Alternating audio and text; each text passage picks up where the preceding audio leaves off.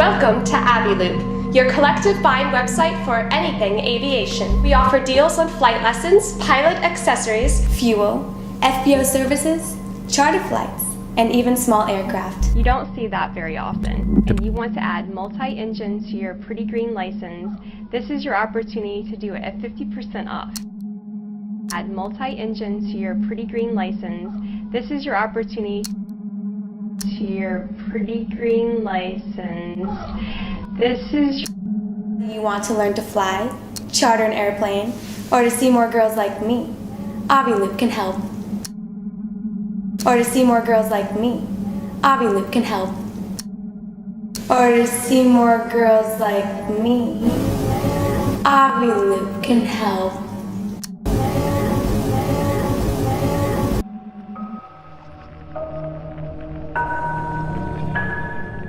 I found this story buried deep within archival server logs and old forgotten internet forum boards. It is a digital artifact from an era when the web still felt vast and unmapped. But as you pull at the threads of this specific anomaly, the digital facade falls away, revealing a descent into real-world horror. Imagine it is the summer of 2011. The online landscape is vastly different from the hyper-curated feeds we know today. You are scrolling through YouTube late at night, clicking through bizarre, low-view recommendations, when you stumble upon a brand new channel. It has no banner art, no community interaction, and a name that sounds entirely synthetic. Aviloop.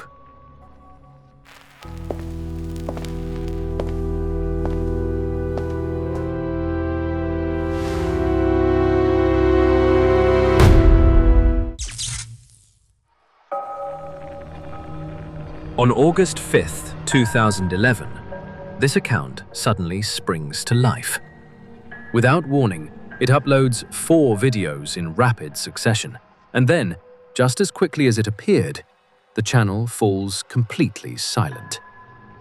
No further uploads, no explanations. A total lifespan of less than 24 hours.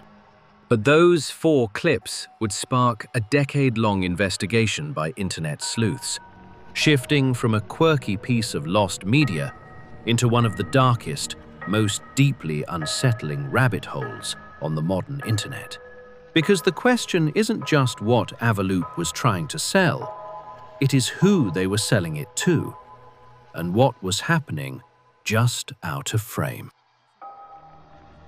To truly understand how jarring these videos were, you have to look at their formatting. In 2011, YouTube was strictly a horizontal platform. Yet, the Aviloop videos were filmed vertically. Back then, shooting vertical video wasn't a casual habit for mobile users. It was an absolute rarity, standard almost exclusively for one specific purpose: modeling auditions and casting calls. When you play the videos, the presentation is uniform, surreal, and deeply uncomfortable. A young woman stands against a completely blank, sterile white background, staring directly into the lens. She is dressed in what appears to be a flight attendant uniform, though a closer inspection reveals it is a cheap, highly sexualized costume, complete with pinned-on wings. The channel description offers no corporate history, reading simply, "Meet Aviloop, deal attendants." The women refer to themselves as deal attendants, smiling with a rigid, over-rehearsed precision as they pitch the services of Aviloop. According to their script, Aviloop is a collective buying platform for the aviation sector. They promise staggering, impossible discounts, ranging from 50 to 90% off highly regulated premium services. They rattle off aviation buzzwords: private flight lessons, pilot accessories, specialized terminal access, discounted jet fuel, and even small aircraft. But as the seconds tick by, the language of the advertisement takes a sharp, heavy turn into aggressive sexual innuendo. In the first video, a blonde presenter looks into the camera and says, "Whether you want to learn to fly, charter an airplane, or just see more girls like me, Aviloop can help." In another video featuring a brunette presenter named Claire, the script takes an even stranger tone. Channel your inner Top Gun, climb into the cockpit, and remember, your attractiveness increases with every flight under your belt. Get ready to fly, big boy airplanes. On the surface, you could dismiss this as trashy, edgy, early 2010s marketing. Brands frequently used sex to sell completely unrelated products back then. But it wasn't just the words that caught the attention of those who analyzed the footage. It was the audio tracking.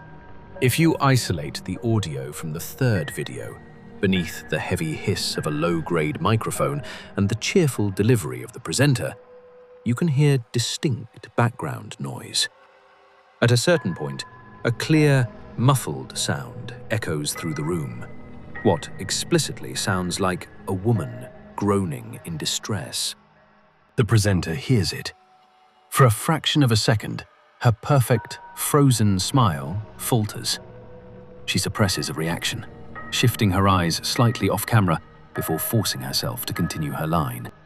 In the final upload, as Claire delivers her pitch about seeing more girls like me, a low, masculine sound registers in the background. Online investigators have fiercely debated this audio file for years. Some claim it is a muffled, heavy breath. Others swear that if you clean up the frequencies, you can hear a strained, heavily suppressed voice whispering a single word: help.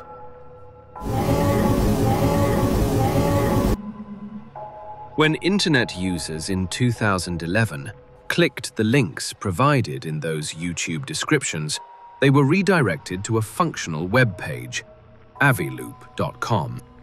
Using the Wayback Machine to exhume the remains of that platform reveals an experience that was profoundly bizarre. The website was dull, structurally generic, and entirely uninviting, the exact opposite of what you would expect from a luxury aviation brokerage handling transactions worth tens of thousands of dollars. The About Us section claimed the company's primary objective was aviation safety, arguing that by making flight training more affordable, they could reduce global flight accidents. Yet this noble corporate mission was never mentioned in their videos, nor anywhere else on the site. It sat there like a boilerplate legal disclaimer, completely isolated from the rest of the business model. The deeper you looked into the active listings, the more the mechanics of a legitimate business completely broke down. The site utilized a collective bargaining quota system. A deal for a flight lesson or museum excursion would only become valid if a specific number of users bought into it simultaneously. If the quota wasn't met, everyone was supposedly refunded. Oddly, every single major deal displayed on the catalog marketplace was marked as closed, expired, or completed. Most disturbing of all was the expiration dates listed in the system's database.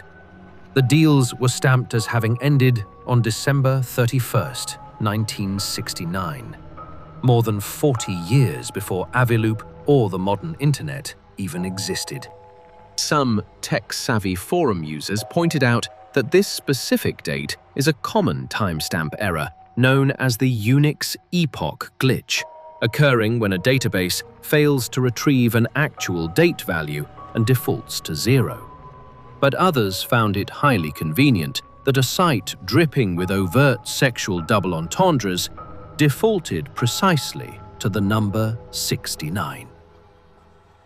To this day, no one has ever found a single legitimate invoice, customer review, or online testimonial from a person who successfully purchased a flight lesson or a drop of jet fuel from Aviloop.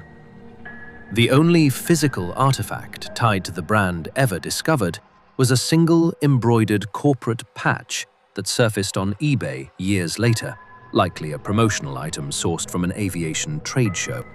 If there were no customers, and nothing was actually being sold, what was the platform's true utility? The answer lay in the voting portal. The website heavily incentivized visitors to participate in a weekly contest to vote for their favorite deal attendant. The grand prize for winning this corporate raffle wasn't a flight voucher or an aviation headset. The site explicitly stated that the weekly winner would receive an exclusive, one-on-one, private VIP video call with the model of their choice. The copy on the site leaned heavily into provocative framing, telling users, "You never know what might happen. Just have fun. Be the envy of your friends." Furthermore, the site featured an FAQ section for corporate clients, offering a service where businesses could pay a flat fee to have these specific models record personalized, highly customizable promotional videos. But the videos on their YouTube channel were low-budget, poorly lit, and completely amatorial. No real aviation firm would ever pay for that kind of representation. Then came the final, most glaring red flag hidden in the terms of service. To purchase or participate in certain premium tiers of the site, Aviloop required users to upload an up-to-date, verified medical certificate.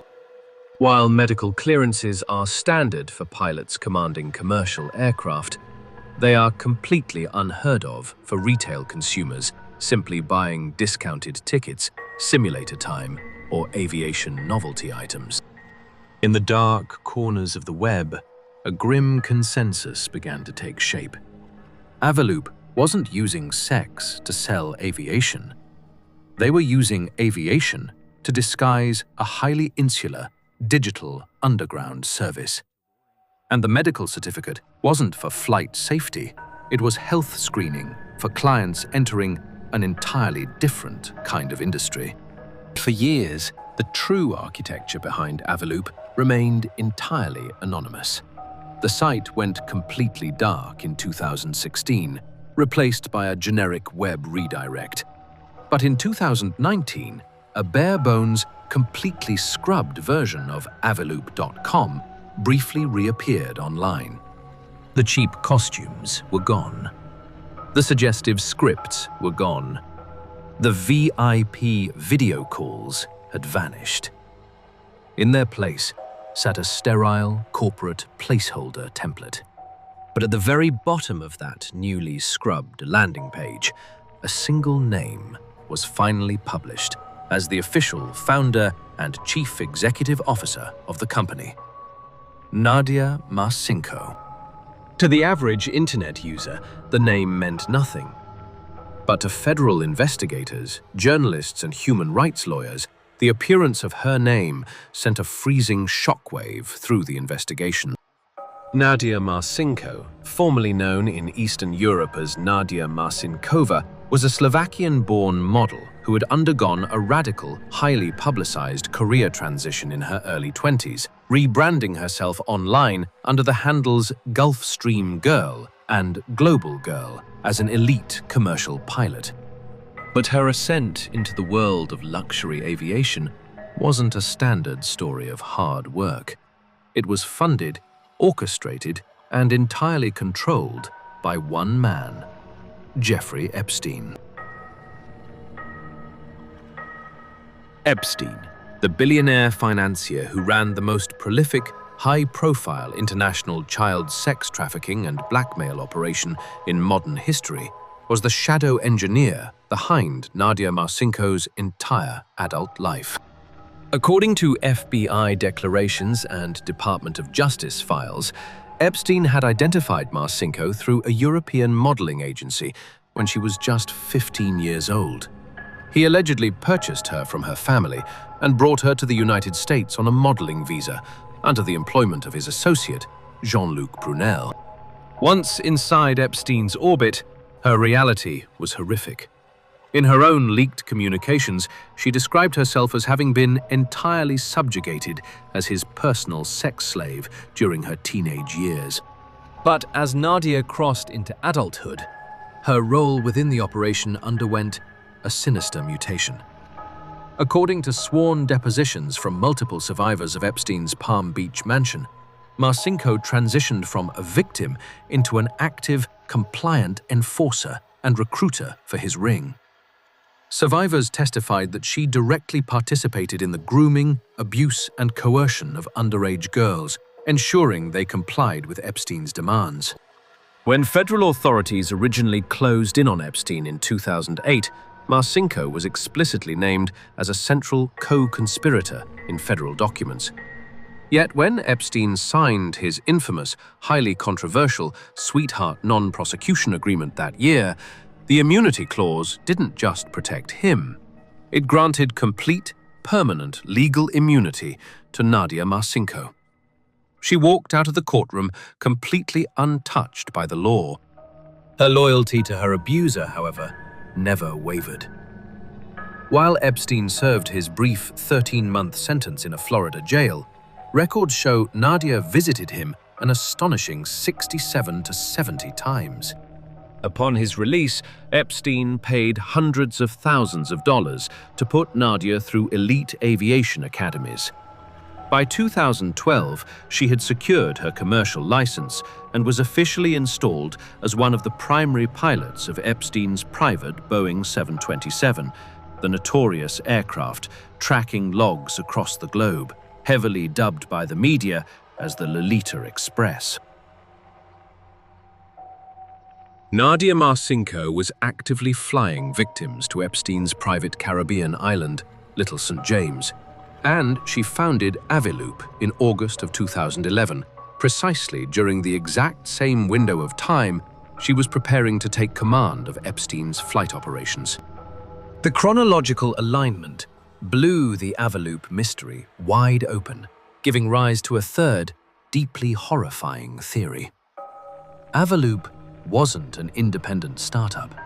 It was an active procurement tool and operational front for the Epstein trafficking network.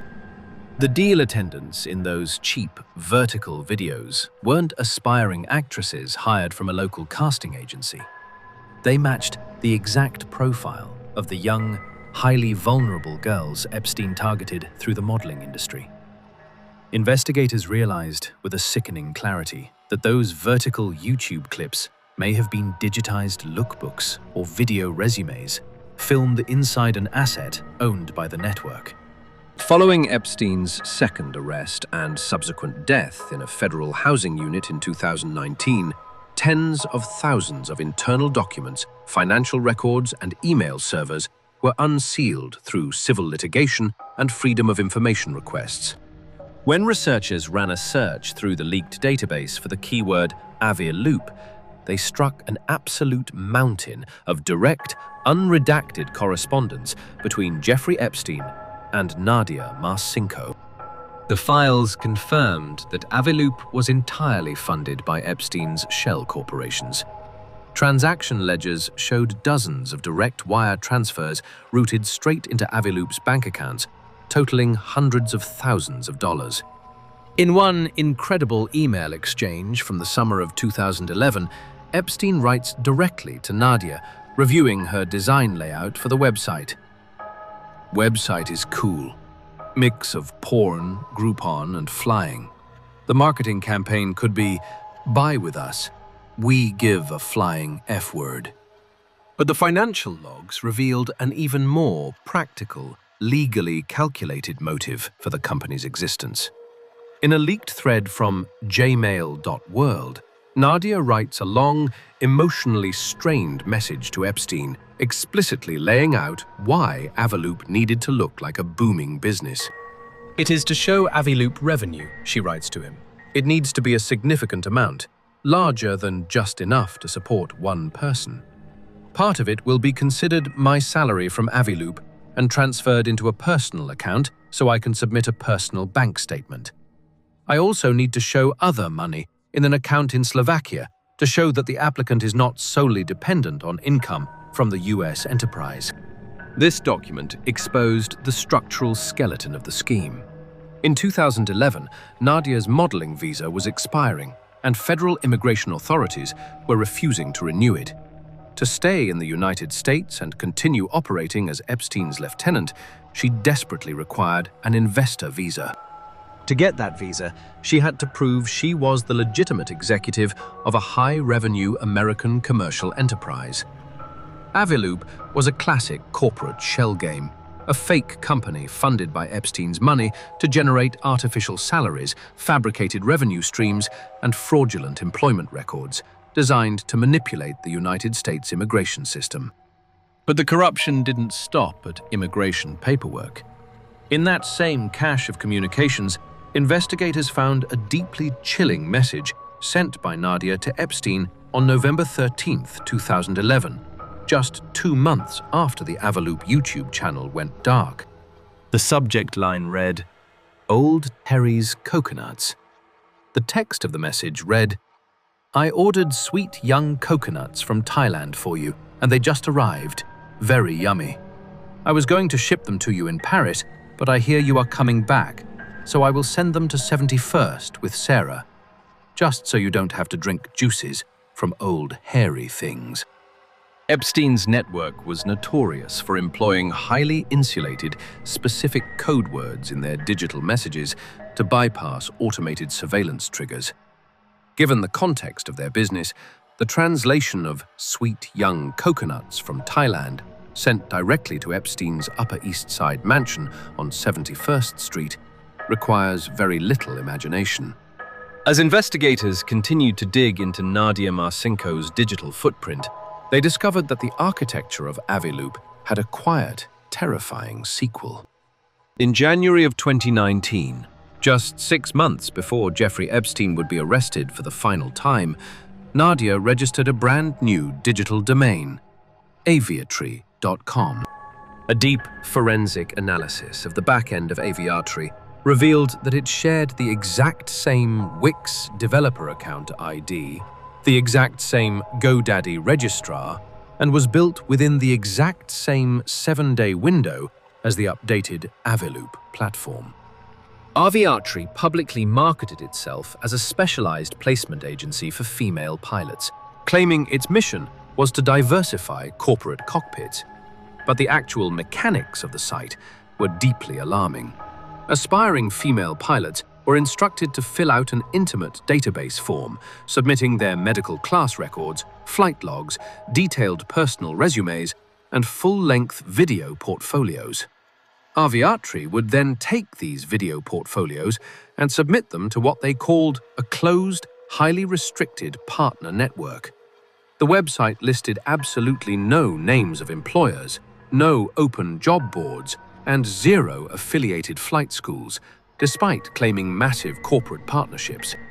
It was the exact same operational blueprint as Aviloop, updated for a modern digital era.